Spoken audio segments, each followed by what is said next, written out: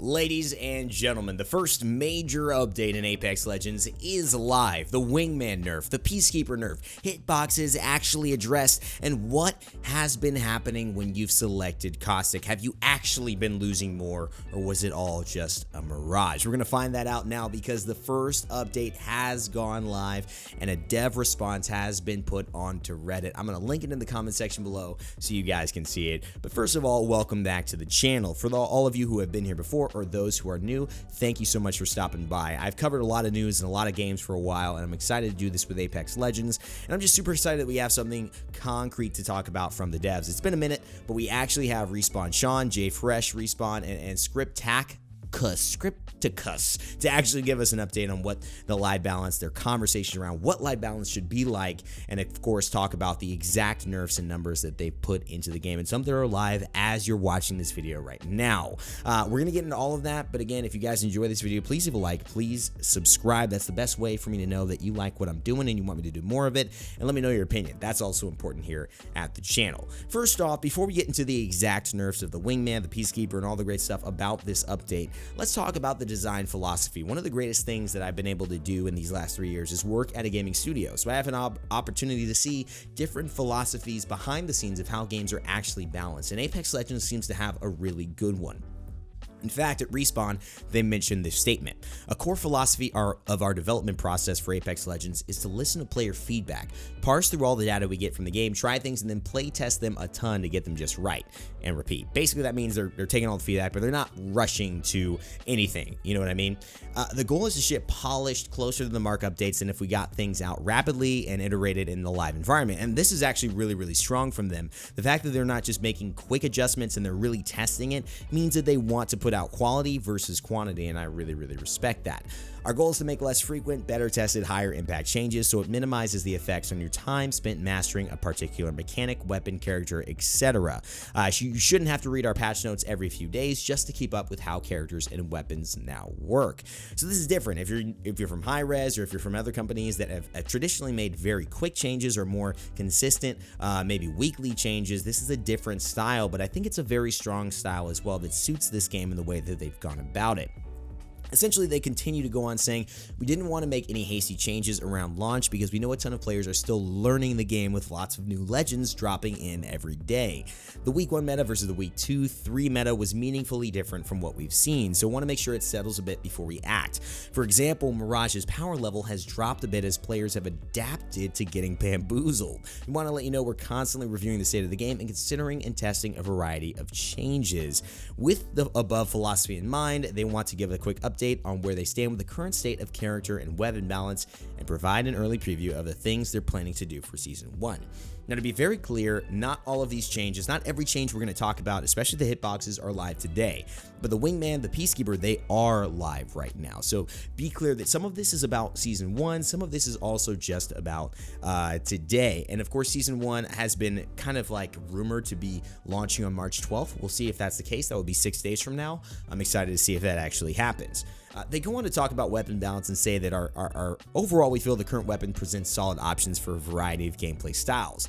They've said that they found the Skull Piercer Wingman has been stronger on the end, but it's designed to be a weapon with a higher skill ceiling, meaning that, it's basically strong if you're really good, but if you're not good, it's not that strong, which makes a lot of sense.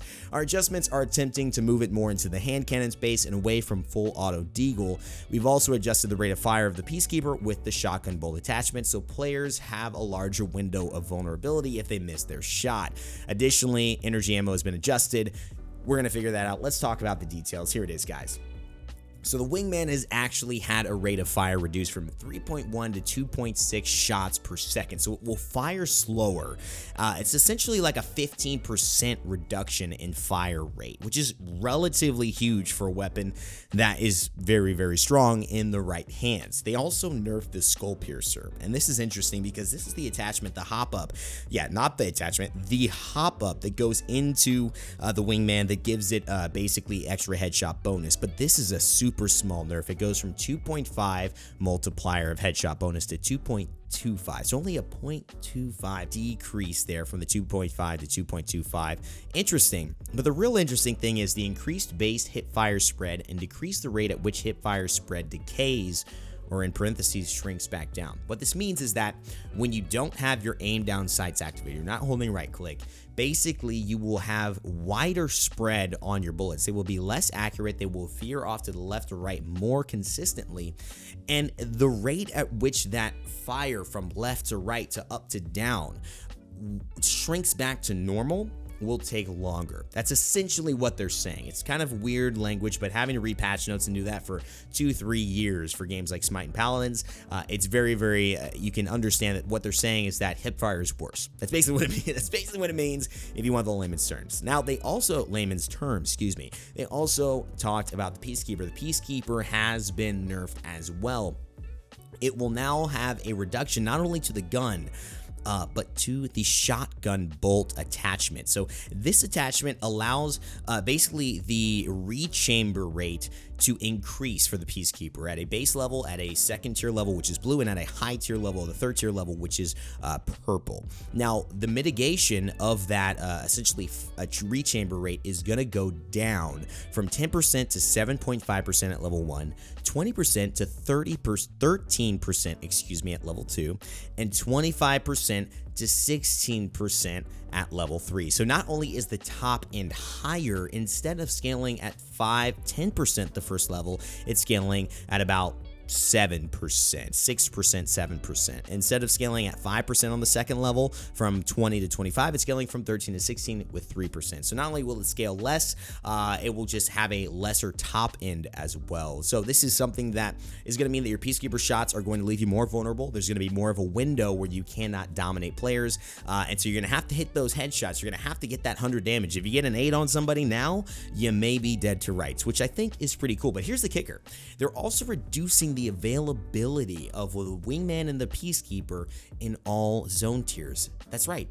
You will not find as many Wingmans and Peacekeepers. That is really interesting, and that's going to play into the game. Not only are they going to be worse weapons, you will not find as many of them, which begs the question, was this maybe a little bit of an overstep from them? Now, apparently they've been testing this quite a bit. I'm going to give them the benefit of the doubt and say that this was the right change, but if you are upset about that, or you're saying, man, maybe that was a little bit of an over nerf, or maybe that was reasonable, in my eyes it is reasonable.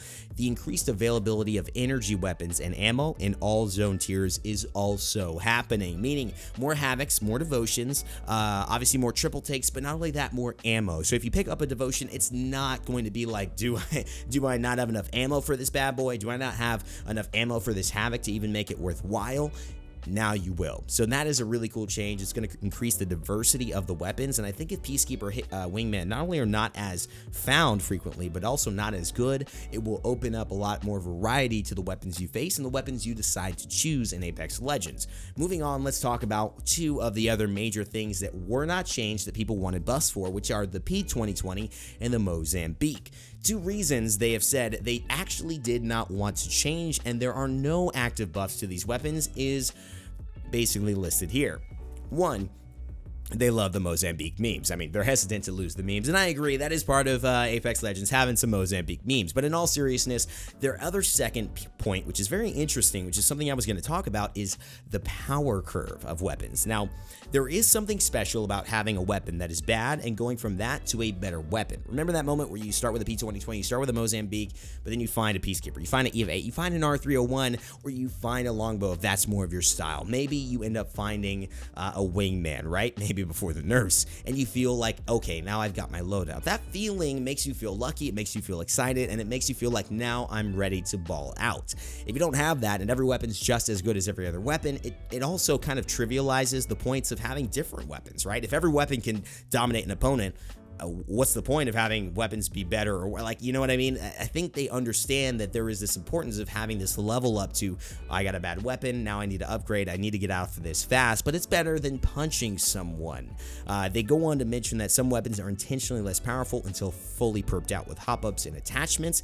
I like that phrase, perked out. I'm going to use that for sure. While other weapons on the bottom of the power curve are your early game, better than melee, but gotta upgrade out of ASAP weapons. We've seen some good feedback from players about how to make these pistols more exciting without losing out on the goal above that we're listening to. We'll be continuing to watch player data and feedback and trying things out internally, but for now, they'll remain the same. Now, all of that is really, really cool. As you can see, the weapons got some adjustments. No Mozambique P2020 conversations yet, but they're listening. Now, let's talk about the other big thing, hitboxes. Now, the big thing, the TLDR, is that the goal is to be able to have characters with different rig sizes, hitboxes, and ability kits, and still have each character be roughly equal in power level, win rate, and viability of pick. But what's so important to me is some of the things that they said here. Now let's look at this. For character balance, we look at a combination of things: pick rate, win rate, and character versus character matchup win rate, among other metrics, and of course player feedback. The results between the 5 small and medium rig characters have been positive. They're all in a safe band and of relatively equal power. That's small and medium. Our large rig characters, however, are underpowered, and their natural size appears to be a large contributor. Now let me break this down for you. What this means is that underpowered relatively to the results of being able to win means that they have one less. You are statistically more likely to lose if you pick a higher hitbox character. And this is what we were saying. This is what I was saying earlier. It's that if I feel like play Gibraltar or Pathfinder, I feel like I just lose more. I don't know what it is versus Wraith or Lifeline. And that is what they found statistically. So it's amazing that some of our intuition, our feeling, was actually related back to some feedback that they were having from the data of the game. What's cool about it, though, is that they're planning on adjusting the size of the large character hitboxes to better fit the model. If these changes are insufficient, they're also considering a wide range of other changes like natural damage reduction. We talked about health in one of my other videos, but natural damage reduction is another way to do it. Also, individual kit power tweaks, so making the kit stronger, which I think is a good idea. Maybe make the shield of Gibraltar have a little bit more damage. Caustic's traps maybe a little wider, right? Actually happened in this patch. We'll get into that in just a second. Overall, they think increasing the power level of the large rig characters before nerfing the other characters is the way to go, and I totally agree with that. If you're aware of balance, if you've been involved in balance or in other game studios, one of the greatest kind of lessons that we've learned from developers who have done this for so long, like Capcom, is to actually buff the underpowered characters rather than nerf the overpowered characters, because it allows more availability, more options for people to play, and also makes the healthier game state versus creating this kind of monogamy, or not monogamy, the monotonous tone of Apex Legends, where everybody is just not really that enthusiastic, not that exciting. The hitbox reductions and optimizations for the Caustic, Pathfinder, and Gibraltar will be taking effect at the start of Season 1, but this is not now. So remember, this is not quite now. They're better sizing the hitboxes to character gear and model. These adjustments are going to have a major impact on the game, and they want to make sure that there aren't any bugs, so they aren't rushing them out right now with the Wingman Peacekeeper nerfs and the energy ammo buffs. If these adjustments prove to be insufficient, they're considering taking a look at these. There are also some minor balance changes coming in Season 1 as well. The Caustic is getting a buff, reducing the cooldown of these traps to 25 seconds from 30 seconds. Also, the radius and proximity radius are going to be increasing by about 10%, meaning if someone runs near your trap, it's now going to trigger a little bit farther away. They also removed the 1-second delay that I didn't know existed on the smoke dealing damage to players. Pathfinder finds himself a buff, which is kind of funny. Insider knowledge: increased the number of beacons in the world to 12 from 10. Cool. Yay. I saw some funny responses on the Reddit like, yeah, no, I'm a Pathfinder man, it's OP. It's like, I don't know if that was a big deal, but it definitely shows that they're showing some love to the Pathfinder. We'll see if that has an impact. Lifeline, a couple of cool things. One of the interesting aspects of Lifeline's care package is you felt that there was no way to get any legendary gear with it, right? No Mastiffs, no Kraber, no legendary armor, helmets, blah, blah, blah. But there actually seemed to be a slight chance that level 4 armor and helmets would drop. So that has been removed. That has essentially been nerfed. You now can only get tier 3 gear at the best with the Lifeline. I still believe you can get a digital threat, but that might be it for the level 4 category. Wraith has her Into the Void cooldown increased from 20 to 25 seconds, and Bangalore has had her super good passive double time reduced from 40% to 30%. So essentially a 25% reduction in the movement speed there, which is a pretty big deal. I can't wait to see how this happens. Lifeline, Wraith, Bangalore nerfed a little bit. Pathfinder, Caustic buffed, but in minor ways. Oh dear God, I'm sure Tim the Tatman is happy tonight. Let me know what you guys think about these adjustments. Overall, I'm very happy with Apex Legends, Respawn, and the way that they've handled these changes. Ultimately, The clarity, the conversation, and the willingness to take some time to get things right is what continues to show that they are a company worth trusting and worth believing in for the future of this game. If you guys have any additional thoughts that I didn't mention or any conversations that you want to talk about, make sure you keep them going in the comment section below. If you enjoyed this video, remember to like, remember to subscribe if you do want to see more of this stuff from my channel at Rain Day Gaming. And as always, my friends, I hope you enjoyed it. Remember to never give up, never stop gaming, and I will see you all next time.